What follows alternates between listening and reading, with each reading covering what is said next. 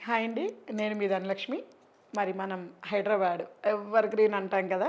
మరి హైదరాబాద్ మార్కెట్ గురించి కొంచెం మంచి మూమెంటమ్స్ నడుస్తున్నాయి. మనం ఎప్పటినుంచో ఎదురు చూస్తున్న ఆ రేడియల్ రోడ్స్ వరకు స్టార్ట్ అవుతుంది.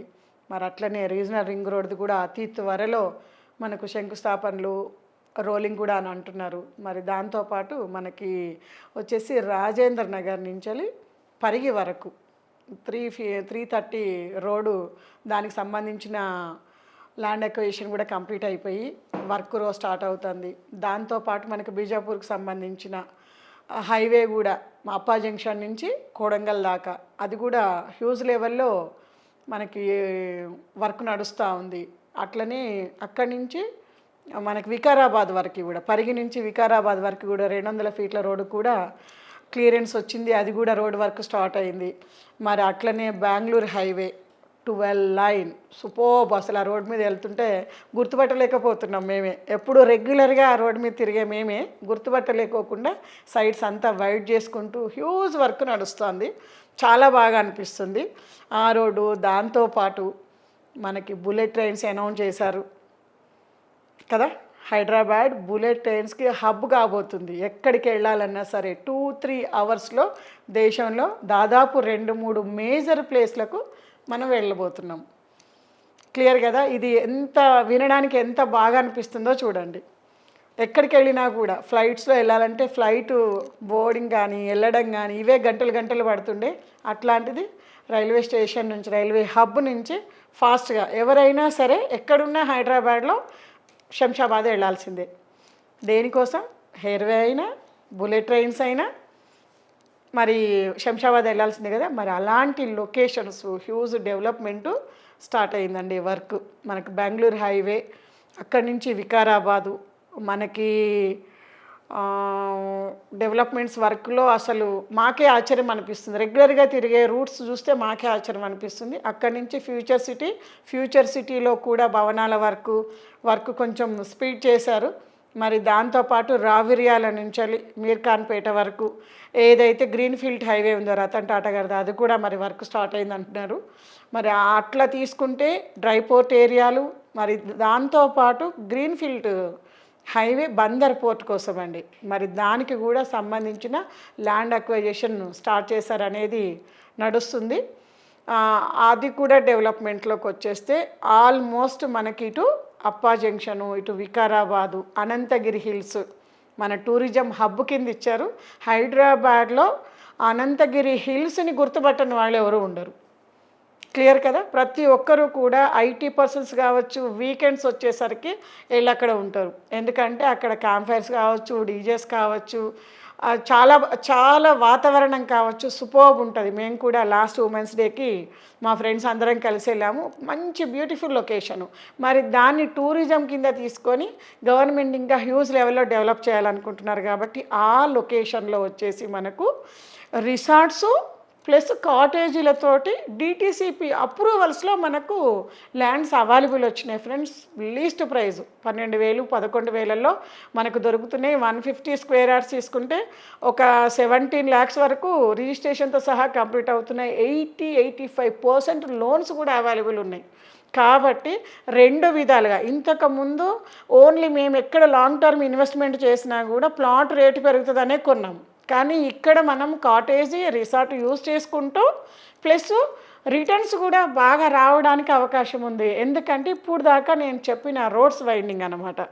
మనకి అప్పా జంక్షన్ జరిగే వర్క్ కావచ్చు, అటు మనకి రాజేంద్ర నగర్ నుంచి వెళ్ళే రోడ్స్ కావచ్చు, ఇవన్నీ కూడా ఫుల్ రోడ్ వైండింగ్ వస్తుంది.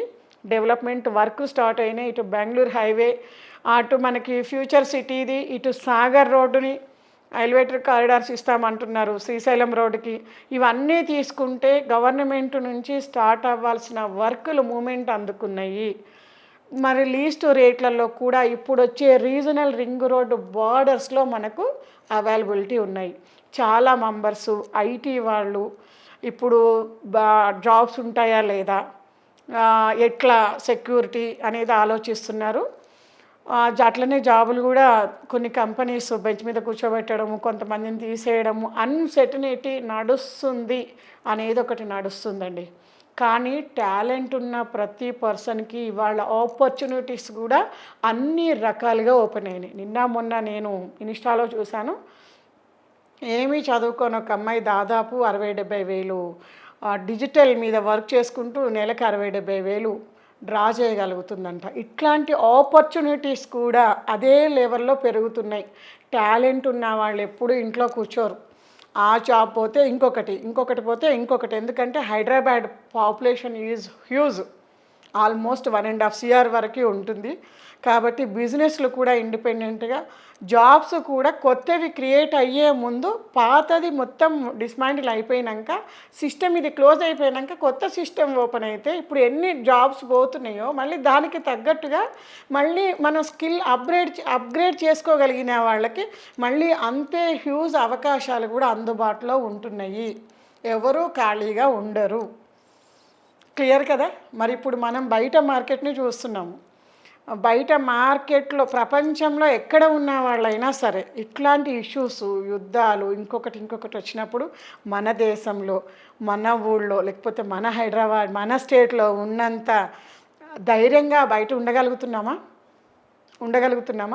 మరి అక్కడికైనా ఒక 10 రూపాయలు తక్కువ రావచ్చు. కానీ మన దగ్గర సేఫ్టీ, సెక్యూరిటీ, స్థిరాస్తులు మరి ఎంత సేఫ్ సైడ్ ఉంటాయో ఒక్కసారి ఆలోచించండి. ప్రతి ఒక్కరు కూడా హైదరాబాదు ఇప్పుడు రీజనల్ రింగ్ రోడ్ రౌండప్ కూడా హ్యూజ్ డెవలప్మెంట్లు అవ్వడానికి స్టార్ట్ అవుతుంది. కాబట్టి ఈ టైంలో, పెరగబోతున్న టైంలో ఇన్వెస్ట్ చేయడం అనేది కరెక్ట్. హైదరాబాదు గ్రోత్ని ఏ గవర్నమెంట్ కానీ, ఏ పర్సన్ వచ్చినా, ఎవరు వచ్చినా కూడా పెరుగుతున్న జనాభాకి స్పెషలిటీ చేసుకుంటూ వెళ్తేనే ఇది పెరుగుతూనే ఉండే అంత జనాభా ఉన్నారు మన దగ్గర. కాబట్టి కొన్న ప్రతి ఒక్కరికి రేట్స్ పెరగడం అనేది పక్కా పెరుగుతాయి. ఇది పోస్ట్పోన్ చేసుకుంటూ నేను ప్రతి ఒక్కరికి చెప్తాను, మీ దగ్గర డబ్బులు ఎప్పుడు మీ చేతిలో డబ్బులు ఉంటే, ఎప్పుడు లోను తీసుకోవడానికి అవకాశం మీకు దొరికితే ప్లాట్ల మీద ఇన్వెస్ట్ చేయండి.